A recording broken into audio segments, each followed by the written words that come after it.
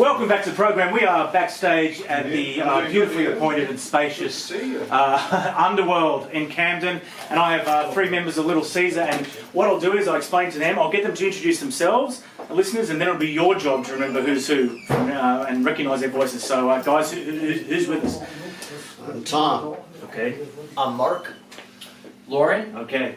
And guys, this is the first show in English, and I guess it's a weird thing because I've been trying to get hold of Ron for quite a while, and he's still out of playing road manager, so I still didn't get him. But I have to do that for next time. But it's great. It's unexpected bonus to speak to three guys at once. But I guess the big thing is you signed with an Australian label, and I'm Australian, so it's pretty exciting. What's the background to you signing with Golden Robot? I think it came about through the artist relations consultant or manager Derek Shulman, who's actually English, that he's got a long history in the music business, and somehow he brought the idea of Little Caesar going to Golden Robot. There was a few other labels that we were talking to, but the fact that Golden Robot is Australian and Rose Tattoo is on the label is like sounded fucking cool to us, you know?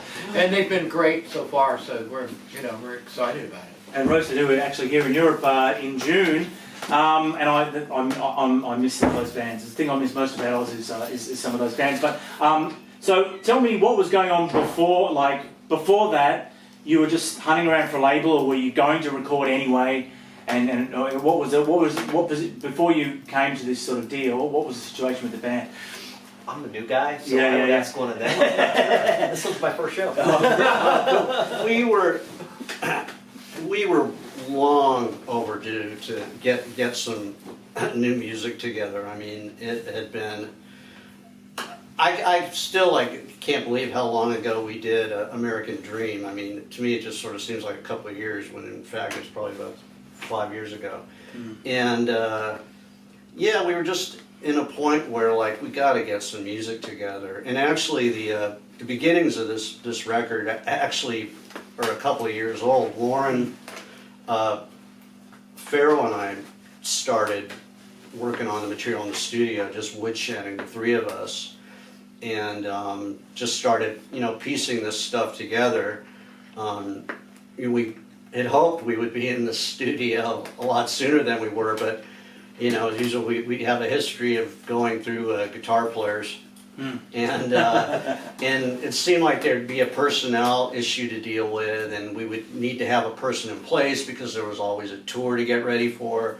But finally it all came together. Obviously, we got a great player and Mark, who came a recommendation of a good friend of ours, Paul Ill, who's an amazing musician in his own right, and we had the window. It's like we got to just get this thing done. We got the songs, and to go out there and without new music for such a long period of time, we felt like we're cheating ourselves. We're cheating the people that want to hear new Caesar music. So we did it.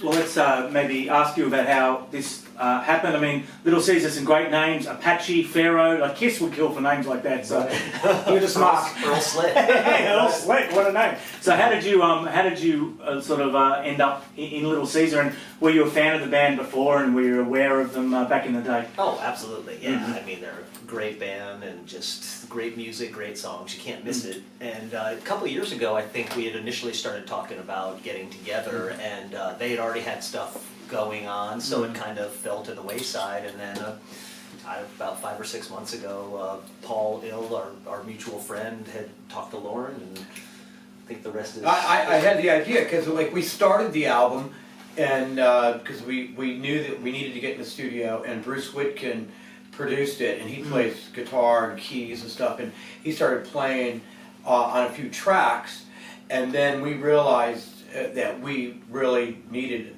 somebody to join the band. And I remember 2 years ago that Paul had said Mark, and I told Ron and the guys, I go, what about Mark? And it was like if there ever was anything like perfect timing, it was. And he's a great guy, and as soon as we jammed with him, it was like, oh yeah, there's our Mick Taylor, Billy Gibbons, Mick Ralphs all wrapped up in one. So Records. I just wonder, Loren, did you ever think about 2018? Would you be sitting backstage in London before a show? What did you, along the, I guess your expectations of the band and its longevity, it would have altered it with each passing year. You would have had good expectations, bad, good, bad. I mean, are you surprised that you're sitting here? a little bit, but not really. Just very excited, you know. We've actually played this venue 3 times, I think. Yeah, and love playing Camden in the middle of London here. Mm-hmm.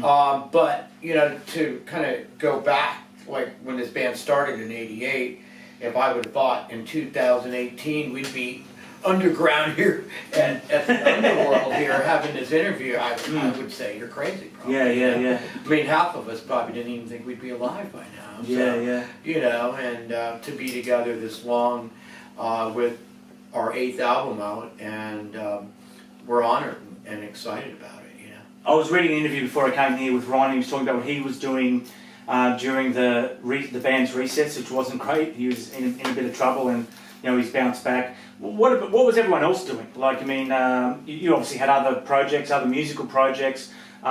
Did you keep listening to Little Caesar music? Did it sort of sit in the back of your mind, and you always thought you'd come back to it, or did you actually just completely leave it behind and leave it in the past? You know.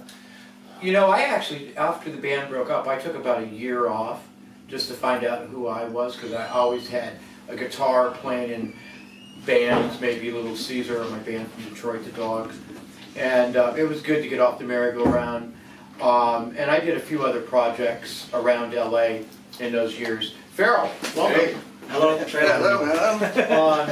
And then, you know, Earl Slick approached us around 2000 because he wanted to put out kind of a best of unreleased tracks of Little Caesar, and we all got together and started talking about what should be on those outtakes that we released, and with Apache, our original guitarist, and we all kind of like were hearing all the tracks, and we kind of looked at each other like we missed playing rock and roll together.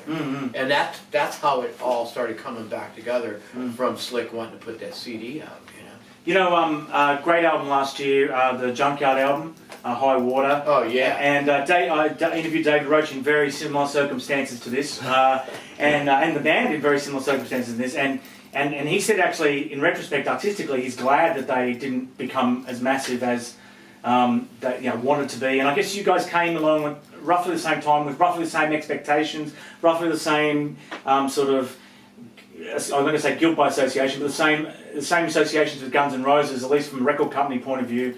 And I guess things worked out roughly the same. Is that a realistic thing for someone to say? Do you ever sit down and go, could I have handled that? Would I have dealt with it in my life if things had got crazy like that? Like, have you ever thought about it, you know? You like to think so, right? Yeah, you know, yeah. I mean, you can prepare as much as you can, but you don't know what's going to happen until you get there. So I think, you know, the ride is what it is. And yeah, I mean... Yeah. I was going to say, I appreciate it way more now. I mean, and you referenced Junkyard, and we are total kindred spirits to those guys. We came up through the same record company. Same A&R guys signed both bands. Same, yeah, and you know, we both draw a lot. You know, we're into punk rock, we're into like old school glam rock, we're into like selective hard rock. We hated all the glam bands of the strip era, so we share that with them, like more of a street rock edge, and I think for me, I just appreciate it more now. I mean, at the time of the record deal, and I'm kind of a stressed out guy to begin with. There's so much. There was just. I felt like constant pressure. You know, like you're worried about like, you know, what's the record selling? How come we didn't see it in this records? You know, you're so caught up in the minutia of the machine and wanting to like sell more that, you know, all of a sudden you're not even really, at least I found myself, I was like not appreciating it as much as I could. But now, being an older guy, like a stepdaughter and married, it's just, I can't believe that I'm still doing it. I just want to talk a little bit about the way the band runs now, and like how, like I know, like does everyone have a different responsibility? You know, how hard is it to organise a tour like this between everyone's arrangements? Do you do your own social media? I don't think bands get asked enough about this. Maybe it takes a bit of the mystique out of rock and roll. That's why people don't want to hear it. But I'm personally fascinated as to how you divide up all your responsibilities. And you know, I think the last time I tried to do an interview with you guys, a tour got cancelled at the last minute because someone couldn't get a visa or someone got sick. I think someone got sick, like 2014 or something like that. So all that stuff. Is it draining? Is it hard? You know, and I don't know. I wonder if you guys have other jobs you have to take time off from. Who wants to talk about this? Who's the expert on this? I'm really interested. I'm really interested in how it all works. You know, so. Well, you know, far as everybody's jobs or whatever, Ron, it comes natural to Ron to take care of logistics, dealing with booking agencies, touring companies. Here's our European one, and you know, and dealing with like stuff like with Golden Robot, and then I help him do some of the social media, and you know, as far as the songs, like kind of bring in a lot of the riffs. We'll start jamming on stuff, pull the songs together. Tom, what your function is to bring? I design our costumes. Yeah, there you go. And the makeup. It's easy now. Apache and Pharoak aren't here anymore. Yeah, we all kind of have our niche. I mean, it could be like the simplest thing from like, you know, like letting everyone know like we're booking these, we're going to rehearse then. I mean, we kind of I mean, Ron has always been like I've known Ron a long time. I played in another band with him years ago, and he's just like, you know, very type A, like super driven, like. Even if you want to help him, he's going to do it. He's going to do it anyway. You know, he just likes to take charge. But you know, we all do what we can to make this thing going, and it does take a lot of work. Okay, cliche parochial question. Oz, any plans to come and visit us in Australia? Please, Golden Robot, bring us to Australia. I definitely want to go. I was out in Gold Coast for 3 months working on Aquaman out there. Oh, right. I freaking love Australia. So What were you doing with Aquaman? I do visual effects. Oh, right, That's cool. when I'm not touring. Right. And so this album only just out as people are listening now. So you plan to tour this as long as you can, and then you know the Golden Robot deal is for a couple of records At least, sure. at least. So maybe you can go to Oz and record and tour at the same time, perhaps. You know. Yeah. I like what you're thinking. Twist our arms. Yeah. Do you know anybody at the label? One last thing. I just wonder whether the stuff you write about when you're writing it's changed. Yep. Last. The drummer is a total homosexual. Not that there's anything wrong with that. We've encouraged him coming out. He's out. He's happy. He's finally living the lifestyle he should have always lived. Well, Just kidding. I don't have Grindr It's on my worse. phone. He's a vegetarian. A vegetarian homosexual. No. That's sort of That's totally fine. That's totally fine. I mean, you know, whatever you're into, other than not eating meat, is just that's the line. I'm sorry. Just kidding. Anyway. Okay, I feel I'm under pressure to come up with this big sort of final question that's going to sum everything up. Not the meaning of life thing. No. I hate that one. Okay, I'll ask you this. Is rock dead? Or what do you think of people saying rock is dead? Because that was a dumb question. What do you think of when people say it? What are the motivations for people? Gene Simmons says it. When people say it, why do they say it? Rock's not dead. Big, huge business of rock is dead. It's like Gene Simmons laments. But those are the same people that have to come up with some sort of names for sexual identities. It's ridiculous. Rock is never going to go away. It's just a question if people want to find it, if they want to make it. It's sales and good music have nothing to do with each other. And people like him don't understand the difference. Because to him, if it isn't selling out arenas, it's dead. But it's not dead. It's going on in clubs and venues and smaller places and happening everywhere. There just isn't a lot of money behind it. And those are two different things. So rock isn't dead. I guess it exposes your motivation for being involved in rock when you say things like that. I guess. Yes, in other words, You can find out who the masochists are. I think I saved that at the death.